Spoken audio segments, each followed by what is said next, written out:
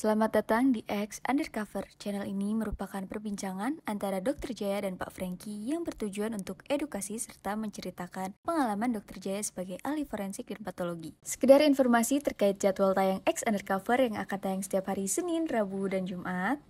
Maka dari itu, untuk mendukung channel ini agar selalu memberikan tayangan yang informatif dan edukatif, kalian bisa dukung kami dengan cara like, comment, subscribe, dan share. Dan selamat menonton! Gigi dan rambut. Nah, itu satu. Kalau DNA kan bahan kimia juga. Iya. Nah, DNA itu yang ngancurin siapa? Benda enzim yang namanya DNase. Di semua cairan tubuh kita, di darah, di keringat, di liur, ada DNase. Yang bekas disuntik itu kan keluar cairan. Jadi kelihatannya nggak merata formalinnya. Itu satu. Yang formalin yang kedua, itu adalah yang paling umum dilakukan oleh dokter atau dokter forensik. Dicari pembuluh darah, karena kan udah nggak berlanjut lagi kan, dicari pembuluh darah biasanya di paha, bisa di tangan, bisa di leher, terserah.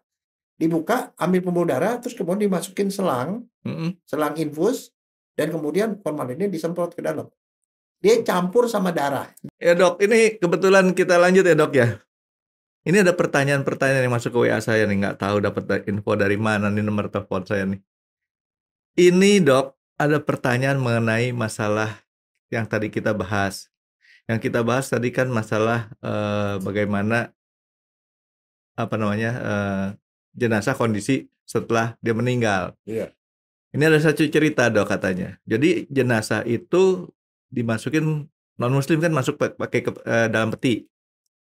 Pada waktu itu pemerintah sedang melakukan pemindahan daerah Jelambar. Iya. Sehingga peti-peti itu sama keluarga dipindah ke tempat pemakaman lain. Ini kasusnya sama seperti COVID kemarin dok. Kemarin kan yang itu masuk ke rorotan dulu, dari rorotan dipindah ke tempat-tempat lain.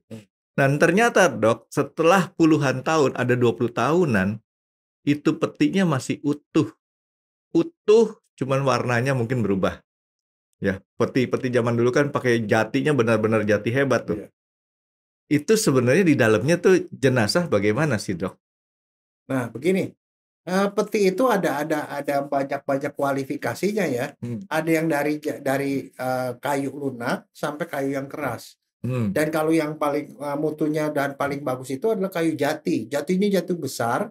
Dan biasanya itu kalau kuburan-kuburan yang seperti itu, kayak peti seperti itu petinya berasal dari satu pohon, nggak ada tambelannya sama sekali. Jadi benar-benar bulat dan itu keras banget. Sehingga kalau ibaratnya ada rayap aja makan dia gigit itu kayunya, rayapnya giginya copot. Ompong ya? Ompong langsung.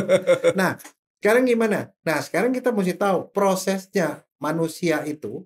Jadi begini, Tuhan tuh sudah memberikan tubuh manusia itu bahan-bahan seperti kayak bom. Bom. Supaya apa? Franky kebayang nggak? Penduduk Indonesia 285 juta. Seandainya dalam waktu 50 tahun ke depan misalnya, 100 juta meninggal, berapa banyak lahan yang diperlukan untuk itu kalau seandainya dia nggak hancur. Jadi Tuhan sudah menaruh di badan kita itu bahan penghancur.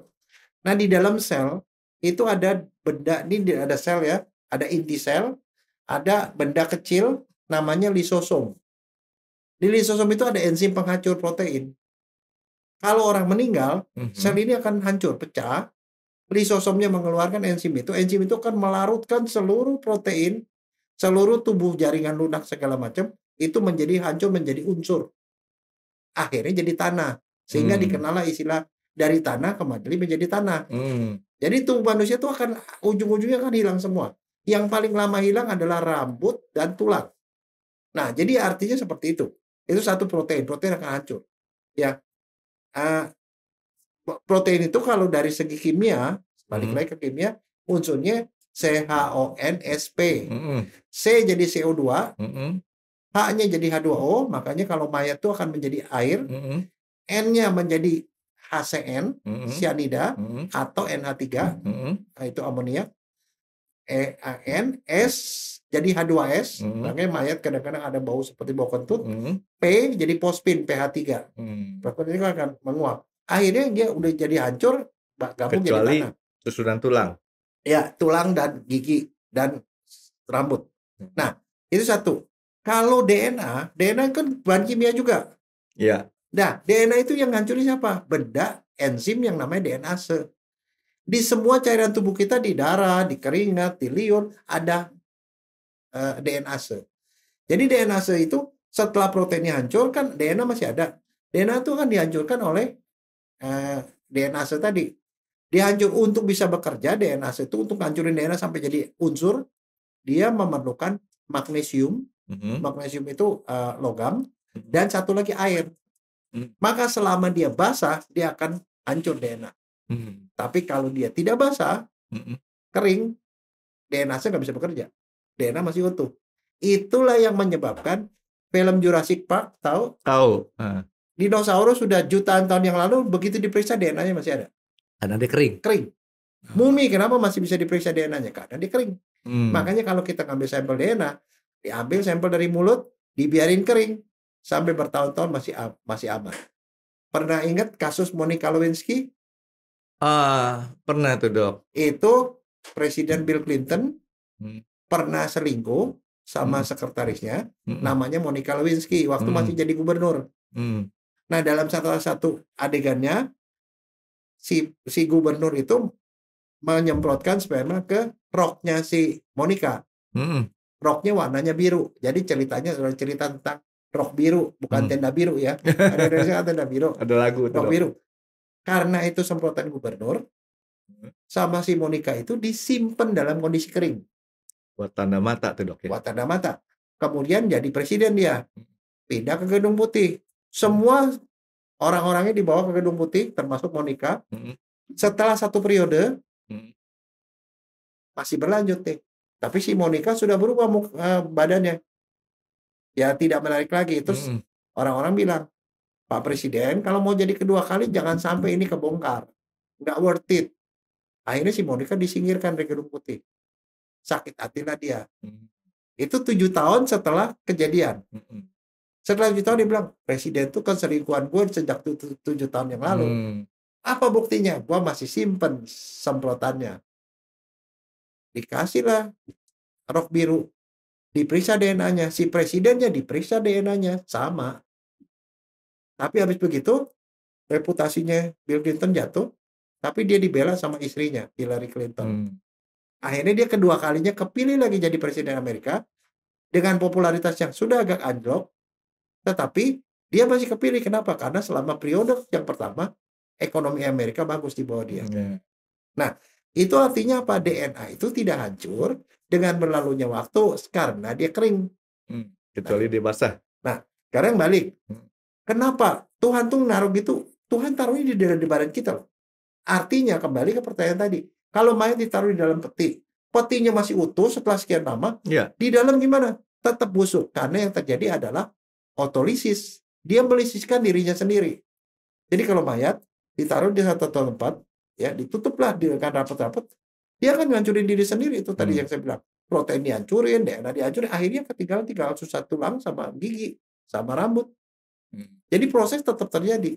Nah, tapi kan Dok, sekarang kan mungkin Dokter Jaya juga pengalaman tuh untuk melakukan untuk yang namanya formalin ya Dok ya, atau embalming. Sehingga kondisi itu bisa kelihatan awet untuk jangka waktu tertentu. Kondisi jenazah yang di embalming itu akan bertahan berapa lama Dok sampai dia hancur? Itu tergantung dari bahan yang dimasukkan ke dalam.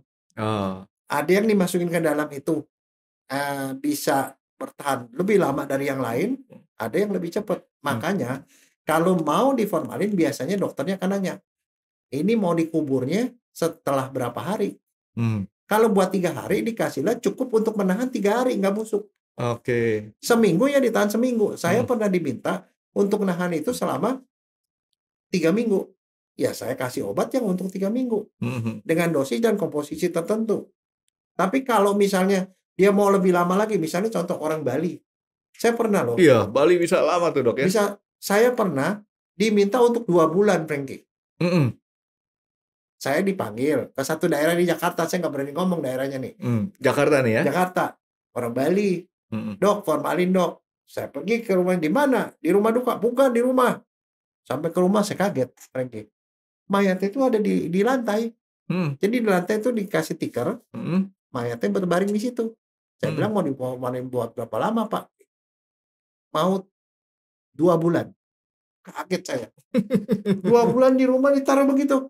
Terus saya bilang, nggak takut kena semut? Dia udah sediain kapur buat anti semut di sekitarnya. Nggak takut di ini tikus, saya bilang. Kan kita jaga 24 jam, gantian. Nah, karena dia maunya 2 bulan, ya saya kasih formalin buat 2 bulan. Tapi saya kasih yang buat sebulan. Setelah sebulan kemudian saya cek lagi, perlu ditambahin apa enggak, kayak gitu. Tapi Dok, setelah gitu tetap dia hancur. ini kan ada beberapa anggapan nih dok yang ngomong juga di sini. Katanya yang kayak gitu kalau embalming seperti itu ada dikeluarin darahnya, diganti dengan cairan formalin. Itu sebenarnya apa sih yang terjadi dok kalau orang diformalin itu dok? Bener nggak seperti tadi? Formalin itu ada macam-macam, Franky. Tergantung siapa yang melakukan. Kalau di daerah yang dokternya nggak punya pengetahuan, dokter atau matrinya tidak punya pengetahuan tentang formalin, Iya. dia lakukan suntik. Disuntik di banyak titik di seluruh tubuh, disuntik itu pakai jarum suntik.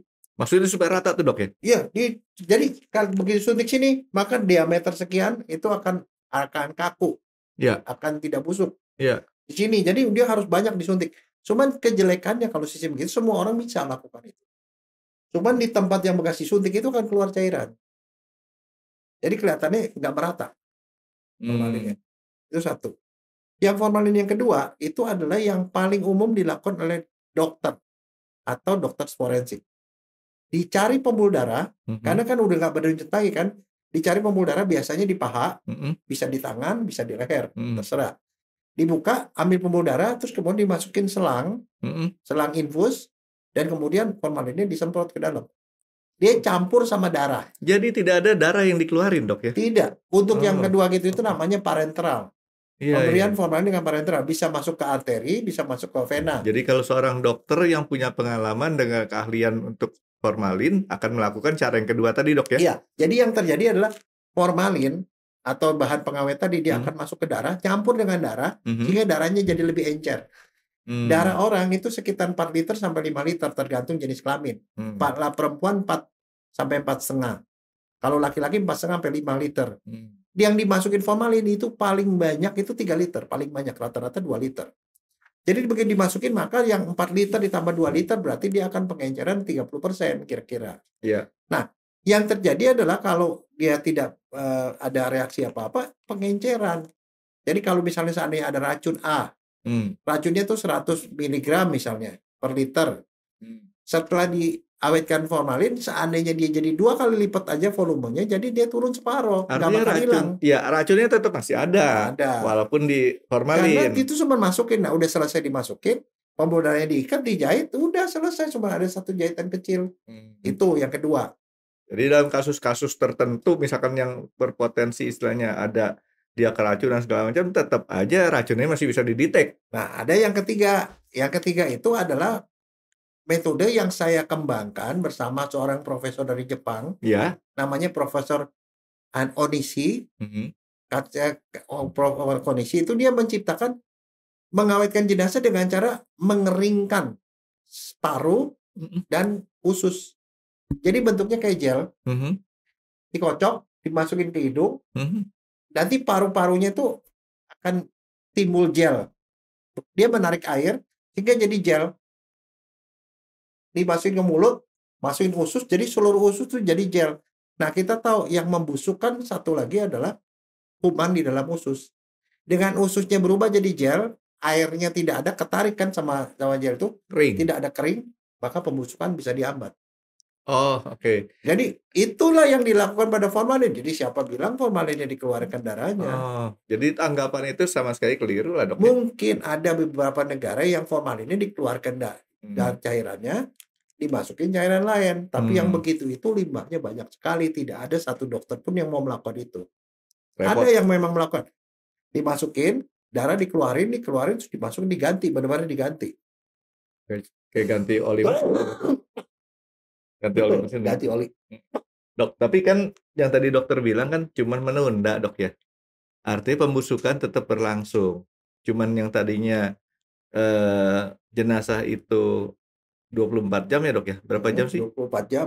24 jam udah mulai Mulai membusuk ya. pembusukan, maka pembusukannya mungkin ditahan kayak tadi yang dari suku-suku di Bali. Kan ada juga suku-suku lain dok di Indonesia dok ya? Yang paling lama itu di Bali loh, sama Bali di ya? Toraja. Kalau di Bali Toraja. kenapa kok bisa nggak busuk? Nggak diformalin loh. Yang Di Trunyan. Iya, itu kenapa dok? Ya karena ditaruh di bawah pohon. Dan di bawah pohon tuh anginnya banyak, kering. Nah Oke. kalau kamu punya ikan, ikan kalau didiemin kan busuk. Ikan Kalau asin. digoreng enak kan. Tapi kalau dijemur kering dia nggak busuk. Jadi ikan Sama asin begitu. dok. Nah, cuman kalau di Trunyan di dekat situ tuh ada pohon menyan namanya.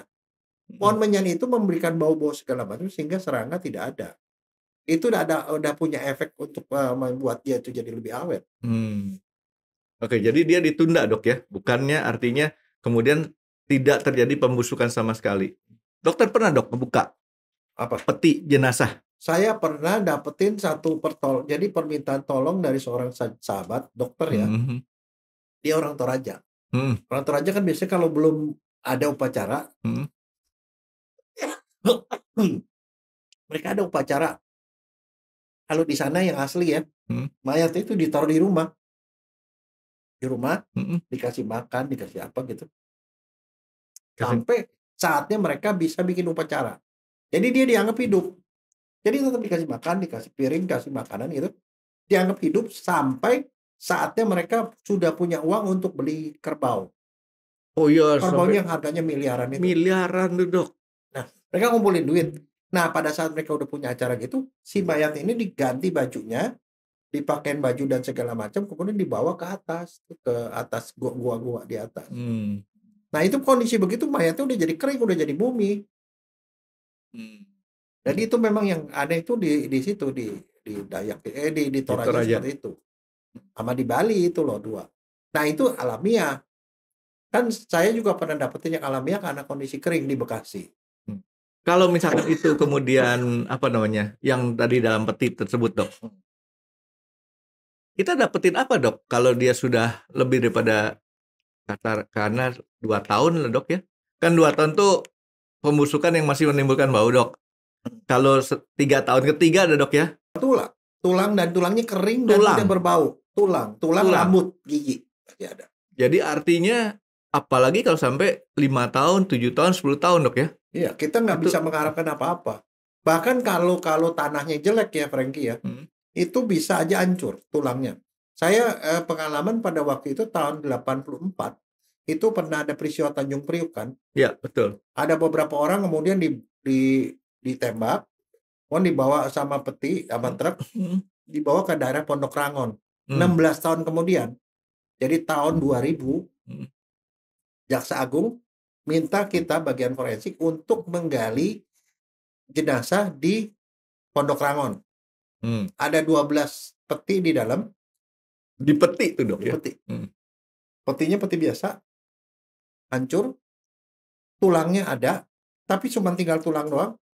Tapi begitu kita lihat tulangnya, wah, kebayang nggak? Tanahnya itu di situ banyak rayap, Frankie.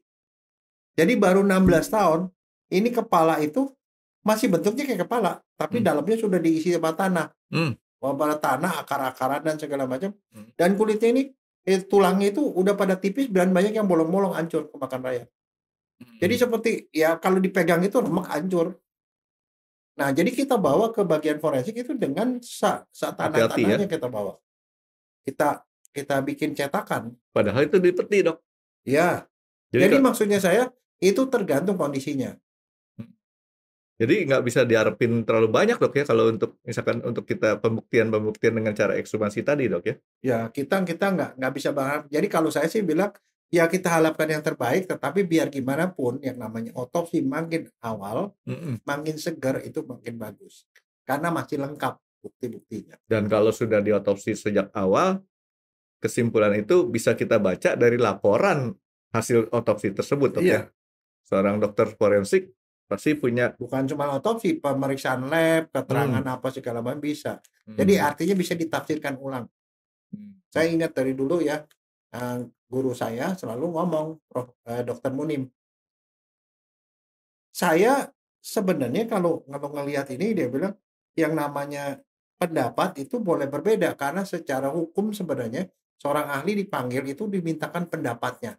Ya. Pendapat kamu sama pendapat saya bisa berbeda karena tergantung pengetahuan dan pengalaman. Kamu punya pengetahuan tertentu, bacaannya beda sama Iya. saya, makanya saya juga beda. Pengalaman kamu sama saya beda. Jadi kalau seandainya saya sebagai guru kamu bikin visum dan kemudian kamu diminta untuk menjadi lawan saya di pengadilan, nggak usah ragu, nggak usah takut. Karena pengetahuan kita dan pengalaman kita beda. Tapi kalau sama nggak usah dibeda-bedain dok ya. Iya, maksudnya gitu. Jadi artinya ya dia bilang ngomong sama satu kejujuran ilmiah. Iya. Kejujuran ilmiah tuh artinya kita ngomong sejujur-jujurnya. Kalau misalnya yang tadi saya bilang cari contoh ya, ada kepala, ada lubang. Menurut kamu ini luka gancok, menurut saya luka tembak, ya boleh aja. Bukan berarti saya benar dan kamu salah atau gimana, enggak. Terserah hakim yang percaya yang mana gitu Jam kan. terbangnya beda. Iya. Gitu. Jadi nggak usah khawatir. Dan itu jangan dibuat personal. Ya. Iya kan? Yang namanya kalau kita kan di dalam dunia akademis sudah terbiasa tuh untuk berdiskusi. Kita bisa berbeda pendapat dan kita juga bisa bersepakat untuk tidak sama pendapatnya kan. Jadi dok, kalau misalkan pengalamannya masih boleh dibilang belum dapat 10.000 jam terbang tuh sama yang sudah 30.000 jam terbang tuh hasilnya juga belum tentu sama dok. Dan satu lagi perbedaannya itu adalah soal ketelitian, Frankie. Itu yang nggak ini. Dulu saya ada salah satu cerita gini ya. Kira-kira apa ya penjelasan dan topik yang akan dibahas oleh Dr. Jaya di video selanjutnya? Stay tune di RX Undercover karena akan ada video baru setiap hari Senin, Rabu, dan Jumat. Terima kasih sudah menonton.